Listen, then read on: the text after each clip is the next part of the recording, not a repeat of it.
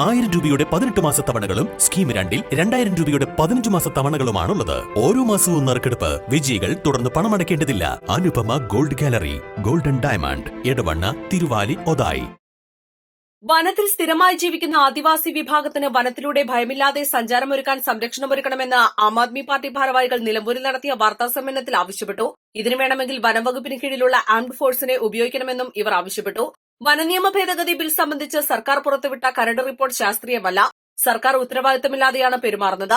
കാട്ടുപന്നികളും മറ്റും പെരുകുമ്പോൾ ശാസ്ത്രീയ മാർഗ്ഗങ്ങളിലൂടെയും മറ്റും നിയന്ത്രിക്കാൻ മറ്റു രാജ്യങ്ങൾ പദ്ധതി കൊണ്ടുവരാറുണ്ട്. എന്നാൽ കേരളത്തിൽ ഇത്തരത്തിലൊന്നും ചെയ്യാൻ സർക്കാർ തയ്യാറാവുന്നില്ല. നിലമ്പൂരിൽ വനം വന്യജീവി വകുപ്പല്ല പ്രവർത്തിക്കുന്നതെന്നും വനം തേക്ക് വകുപ്പാണ് പ്രവർത്തിക്കുന്നതെന്നും ഇവർ കുറ്റപ്പെടുത്തി. കച്ചവട താൽപര്യം മാത്രം മുൻനിർത്തി തേക്കുമരങ്ങൾ വെച്ചുപിടിപ്പിക്കാനാണ് വനംവകുപ്പ് ശ്രമിക്കുന്നത്. കരുളായി വനത്തിൽ കാട്ടാനയുടെ ആക്രമണത്തിൽ ആദിവാസി യുവാവ് മരിച്ച സംഭവത്തിൽ PV അൻവർ MLAയുടേത് ജനപക്ഷത്ത് നിന്നുകൊണ്ടുള്ള പ്രവർത്തനമായിരുന്നു.